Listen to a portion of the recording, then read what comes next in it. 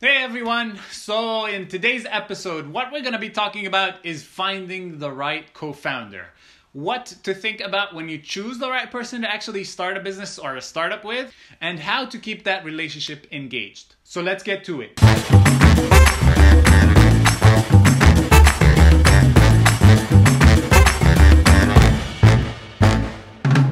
Okay, so when looking for the right co-founder, there really isn't a one-size-fits-all formula. There's no secret sauce. Whatever I'm about to tell you today, you can take it and actually apply it. It might work for you. It most probably will help you set a structure to find the right person. However, that does not mean that if all of the points don't actually apply to you, you're not going to be able to find the right one. So with that said, I'm going to list the factors that I think will contribute to a healthy co-founder relationship from the most important to the least. Number one, you need to figure out what kinds of experiences and skill sets are required for your startup or company to actually sustain. Once you have that, you need to figure out which of these skill sets and experiences do you have and which do you lack. The right co-founder will have the ones that you don't. So let's say you guys are thinking about creating a custom t-shirt e-commerce business. Essentially, probably somebody needs to design the t-shirts and actually print them or have some knowledge on how that process works.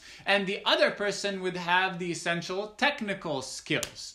You might also need a third marketing co-founder who would be able to actually get you eyeballs and get people who would buy your product. By setting all of these different skill sets, which maybe one person could have, I mean, some people are very efficient doing multiple things, but probably you would need two people to actually have enough skill sets and enough energy to actually be able to do that. So look for someone who can do the things that your business requires that you yourself can't do. If you get someone who does the same stuff that you do, you're probably going to end up down the road clashing, not figuring out why this person actually is there, why is he or she taking from the revenue coming into the company while he essentially does what I can do. Maybe I can do it better even. So in that sense, to create a healthy relationship that's balanced, you need to have different skill sets.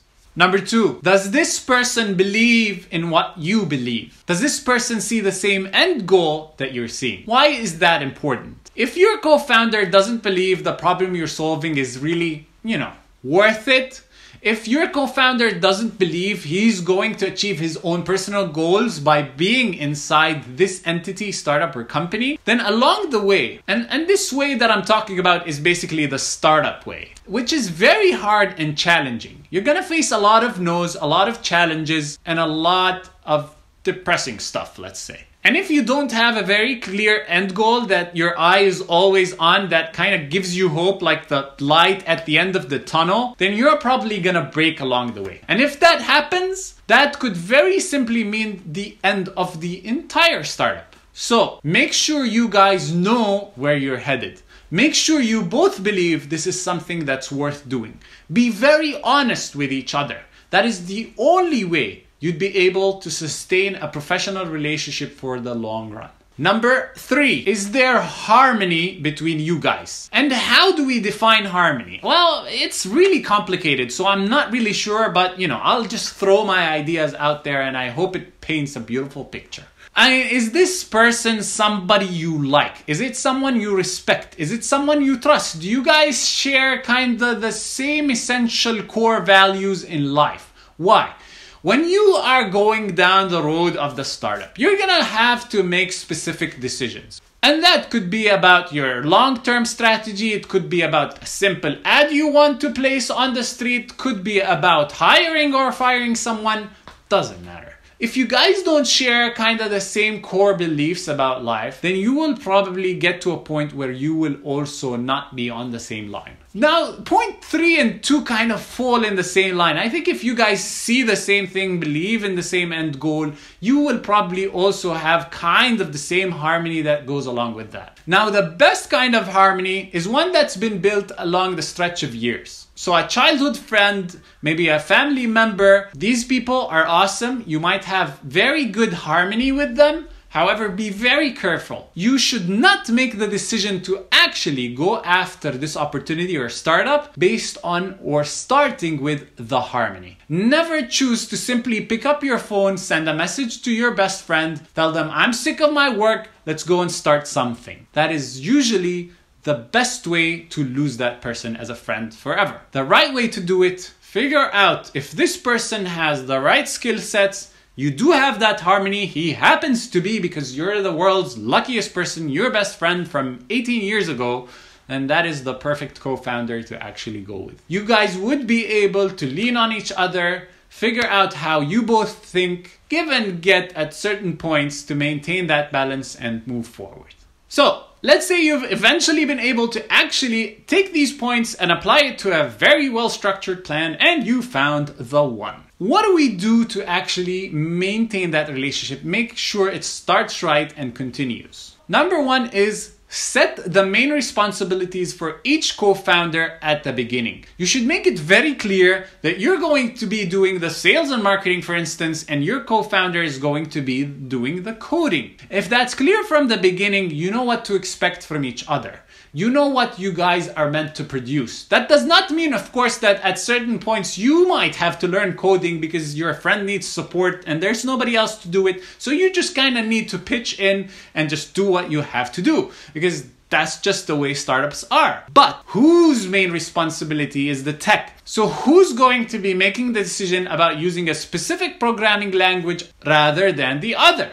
And that helps you understand down the road. When something is meant to get done or a decision is meant to be made, you guys understand from day one who has which responsibilities and which areas are the ones that belong to each of us.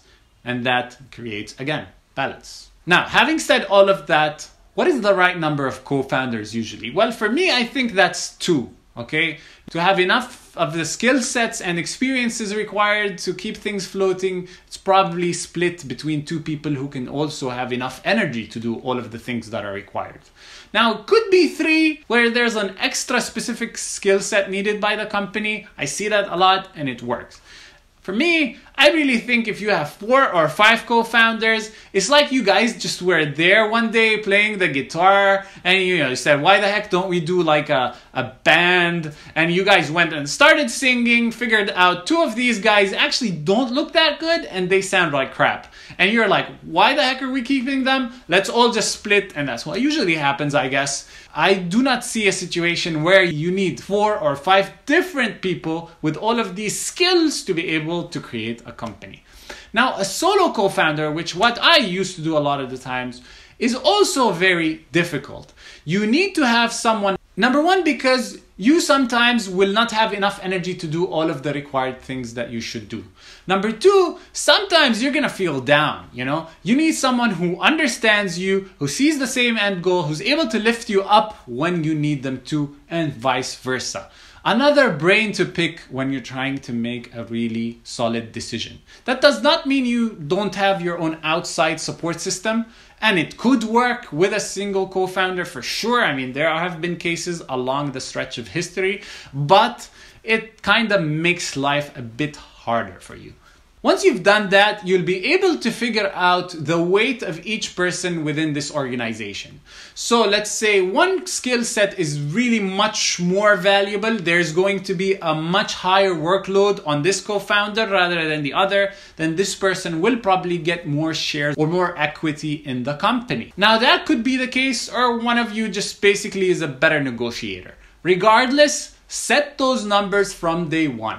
And if you even have signed papers to kind of set that as a rule, it's better said than done initially. You'll never know how people change their minds along the way. You'll never know which problems are gonna pop out of the ground. So take my word for it. Create papers that say, I own this much, you own that much, I'll do this, you do that, and sign them, and let the peace be there. But I urge you to also remember Nothing is given for granted. No co-founder should assume that they have this kind of chunk of the company regardless of what they do and don't do. If you're sitting on your ass doing nothing, then you probably do not deserve that share, and your co-founders will find a way to actually kick you out. You need to hold that weight up. The only way of imagining this is basically you have this building and the only pillars that are holding this building up are the co-founders. That's why they need to have the right skill set. Each of them is different than the other in a different position, because if they're all in the same position, there's no way on earth that building is standing on its feet. And once they're all in this specific position, they kind of need to be happy with that load, or at least satisfied that they're holding it up there for whatever end goal they're looking forward to. If that's not there, balance is removed, and probably the startup will die. So I hope these points give you the right line of thought when picking your co-founder. However, please do it your way. Do not think that this is the only way that it can be done. That's definitely untrue. And I definitely hope you find the person you're looking for, you guys build a badass business, and you go for the long run. I'll see you next time. Cheers.